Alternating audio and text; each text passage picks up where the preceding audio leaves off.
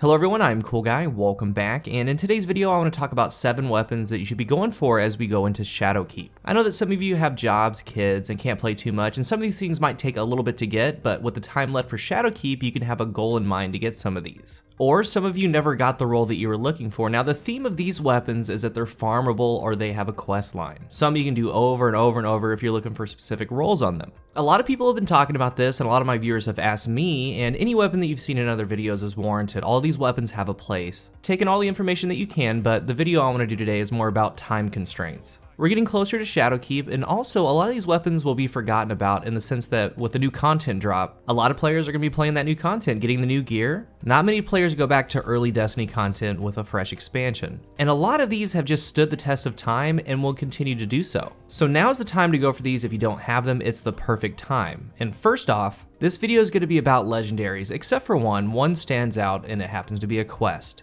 Easy farming, questline, and before we get into the list, there are some things I do want to talk about that are also important. As far as exotics, if you don't have some of them, you need to hope Xur brings them. You need to complete them if you have a current quest for them, or just hope that RNG brings you one. Weapons like Crimson, Tractor Cannon, Gravlance, Sunshot, Polaris Lance, Suros, Ace of Spades, and there's so many more. They're good now, and a lot of them are going to become better with Shadowkeep with buffs, so hopefully you have them. And the second part of exotics is that if you don't have the catalyst done on some of them, now's the perfect time to complete them. Graviton Lance, Sunshot, Crimson, things like that, and many others. Take some time out of your day to complete these. A lot of them grant great buffs, and after masterwork, they're going to drop orbs. And the second thing is don't forget to delete shaders and all the items that come from Eververse for Bright Dust, just a reminder for you. So moving into the list, the first weapon I want to talk about is the Kindled Orchid. An energy 140 RPM hand cannon, a very special hand cannon, and I feel it's one that as time goes on, the weapon just keeps getting pushed further and further back in players' minds. It comes from the Black Army expansion Forges, and again, I want to bring up, I don't see too many people going back to the Forges when Shadowkeep drops, so again, now's the time to get one if you don't have it. With going to the Forges, you're farming multiple things with your time. You get the frame, get the modulus reports, get the bounties, do the objectives, go for the rolls. And the other part of the Black Armory is going to be the rare mods, Surrounded spec, Rampage spec, Dragonfly spec. If you don't have one of these, try to get one. You only need one of these mods to be unlocked for Shadowkeep. While doing all these Black Army activities, you also get the chance at the Black Army weapons like Balligant, Swift Ride, Tango 45. Then with the weapon frame itself, what's nice about farming like this is that there's going to be a series of roles that you're going to be looking for. You could miss out on one role but get another. So you're basically farming for PvP and PvE roles at the same time. And literally the first frame I did for Kindled Orchid, getting some background gameplay, I went to the Bergusia Forge and got the curated Kindled Orchid. So now I have that curated drop mag, Rampage Kindled Orchid, and my other one I have used a lot. I have 2100 PvP kills with it, and that one has more stability, so now I have options. But the 3 roles that you're looking for Kindled Orchid in no particular order are Rampage Kill Clip, Rampage Surrounded, and then a Kindled Orchid with Quick Draw. We went over that recently. Kindled Orchid is only one of 4 hand cannons that can roll Quick Draw. It's nice to have one. The first role, Rampage Kill Clip, this is one of my absolute personal favorite weapons in the game. As you saw, I have a lot of kills with it. This perk combo of Rampage Kill Clip only rolls on 3 weapons, the Tachyon Force, the Transfiguration, and the Kindled Orchid. The Kindled has the best shot at getting this perk combo because you can farm it. You do want to put a Rampage spec on it to extend its duration to almost match Kill Clip. Both these perks proc together, and again, it's going to stand the test of time. And this role works for both PvE and PvP. And you also have to consider that all these 140 frames, 150s are getting that recoil change and what I would like to call a range leveling adjustment come Shadowkeep. And you pair this with hand cannon loaders, unless you have the curated role, it has drop mag. In the Crucible, you get a kill, you reload, you can 2-shot the next enemy. One of the absolute most lethal hand cannons in the game. With both perks active, it does 103 damage. Even when Rampage runs out, there's going to be a small time frame where Kill Clip is still active. That does 93 to the head. So as long as you're working with the roll, you can 2-tap or make a very easy 3-shot in the Crucible. If no hand cannon has this role in the future, this is going to be the only one, regardless of weapon type or class. Rampage Kill Clip's special. You can do special things with it. And if you're mostly a PvE player, this role works there as well. And this would be the best PvE role if it wasn't for the next one, and that's going to be Surrounded Rampage. And remember that with both of these roles, PvE damage against minor enemies is getting increased by 30%, along with those range and recoil changes. You do want to put the Surrounded spec on there because it increases the damage of Surrounded. The idea behind this role is that in a PvE environment, a Rampage stack of ×1 is 20% more, ×2 is 41, and ×3 is 65% more. The Surrounded perk grants about 58% more damage when enemies are around you.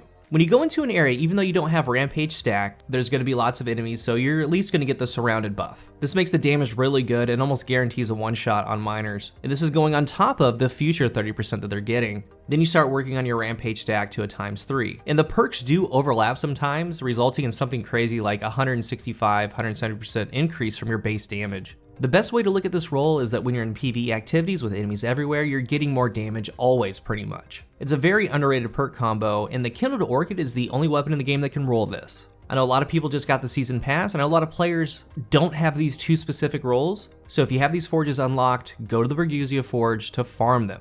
Again, the best part about the forges is you're always going to get the weapon, wait for the drop, and there are multiple roles that you're going to be looking for. Meanwhile, you're getting schematics, different things to turn into ADA for the rare mods, the Rampage spec, things like that. So this could be an area to spend your time before Shadowkeep, because again, I don't think a lot of you are going to come back once Shadowkeep drops. But moving on to the next one, the Blast Furnace, a kinetic aggressive burst pulse. This one also comes from the Black Armory, so the same things apply that we talked about with the Kindled Orchid. You have a lot of side objectives while you're doing your main one. These 4-round pulses are still top tier regardless of platform, mouse and keyboard or controller. I've seen top PvE players do raids with Blast Furnace or go figure. It's a great weapon to have going into Shadowkeep. And again, waiting for that drop, you're looking for both PvE and PvP roles. The Blast Furnace has a lot of usable perk combinations, and the first node has Outlaw, Feeding Frenzy, Zen Moment, Snapshot, Quick Draw. The second node has Rampage and Kill Clip for the best damage dealing options. So the Blast Furnace usually has a usable role when it drops, aside from, let's say, only Air Assault in that first node. If you avoid that, you're good. The two that I have is going to be Outlaw Rampage for PvE. Feeding Frenzy would have been really good here. I'm not complaining though. I also do have Zen Moment Rampage. And for PvP, I use Snapshot Kill Clip. I really like Snapshot, but for this one, Outlaw or Feeding Frenzy would have paired really nicely with Kill Clip as well. There's a lot of great combos. In PvP with Kill Clip, you do a massive 36 per bullet. So if you don't have one, now's a good week to go get it. With both of these weapons in the Black Armory, grab the bounties, delete the weapons if they're bad rolls, get the materials, get the mods if you don't have them, look for random Black Armory weapons to drop from the forge while you're farming. For the next 3 weapons, they involve the menagerie. Again, another task that you just go in and get the role that you're looking for. On the screen, as we talk about them, we're gonna have the rune combinations. And the 3 weapons to look for are gonna be the Austringer, Beloved, and the Imperial Decree. The Austringer has 3 main roles that you're looking for. For PvP, Eye of the Storm with Rangefinder or Rampage. For PvE, Outlaw with Rampage, and then Subsistence with Rampage is the second one. Subsistence is getting a buff with the update, and it could prove worthy. As far as the PvP role, Eye of the Storm is the real winner here. They're balancing the range, but the Austringer has some of the best range and stability in the entire game for a hand cannon. For the Beloved Sniper Rifle, box breathing used to be a great option, but higher impact snipers without box are going to be able to one-shot supers in the Crucible, so it loses its appeal. However, there's still a lot of roles to good for if you like sniping in the Crucible. Snapshot Quick Draw, Snapshot Moving Target, No Distractions Quick Draw are the PvP roles to look for.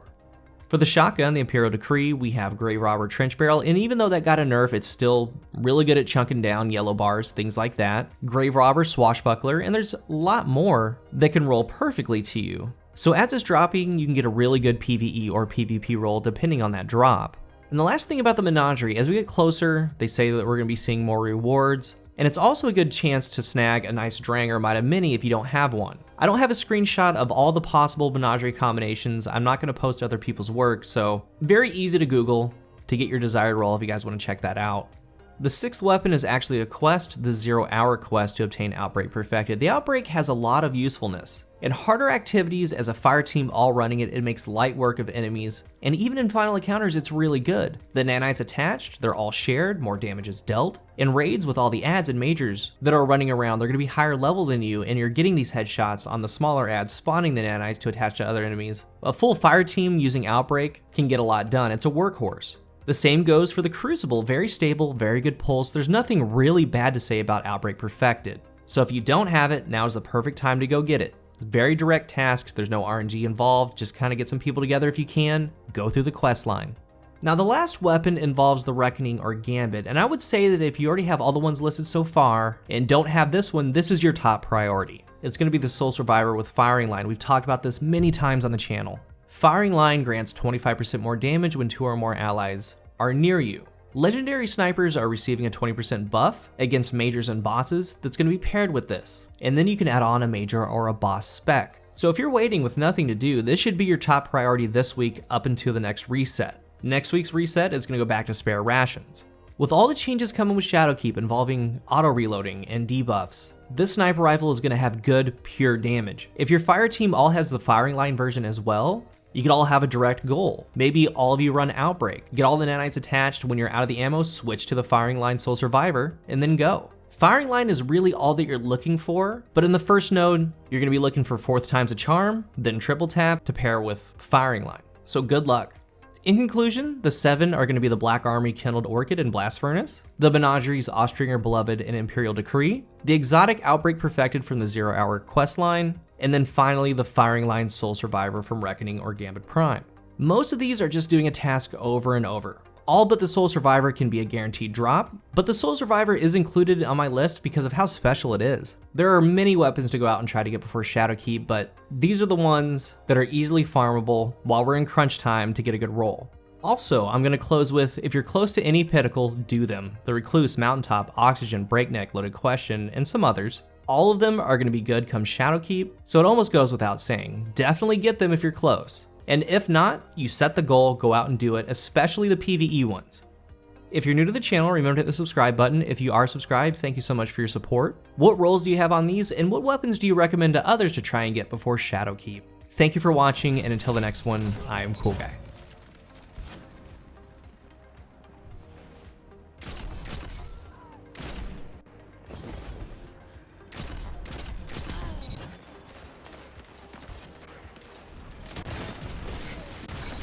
You have my respect, Hunter.